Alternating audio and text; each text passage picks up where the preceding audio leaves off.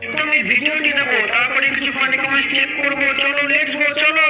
তৃণমূল কংগ্রেসের কাছে দুটি হয়নি যে জয় শ্রীরাম বলে ভোট চাইতে হবে। শ্রীরামচন্দ্রকে আমরা স্লোগানে পরিণত করিনি, ঈশ্বরের স্থান মন্দির এবং মানুষের মনে, তাকে নিয়ে আমরা রাজনীতি করি। লাভ ছাড়া ক্ষতি নেই, দিদি ছাড়া ক্ষতি নেই, এটা মাথায় রাখবো সবসময়। আজকে দিদি আছে বলে ন্যূনতম সম্মানটুকু বাংলায় মেয়ে বলে ঠান্ডা ঠান্ডা কুল জিপে শুধু তৃণমূল, কোনো টেনশন নেই।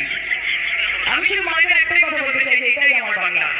আমি যে রক্তবতী মা দুর্গার খিচুড়ির ভোগটা নেবো, ঠিক সেরকম ভাবেই ঈদুল ফিতরের দিন বন্ধুকে ফোন করে বলবো আমার শিবইটা করে পাঠাচ্ছি কেন।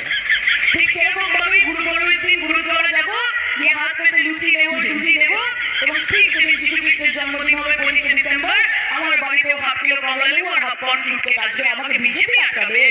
तो चलिए शुरू करते हैं। মমতা নতুন প্রকল্প দুয়ারে বৌদি লাগাও সায়নি।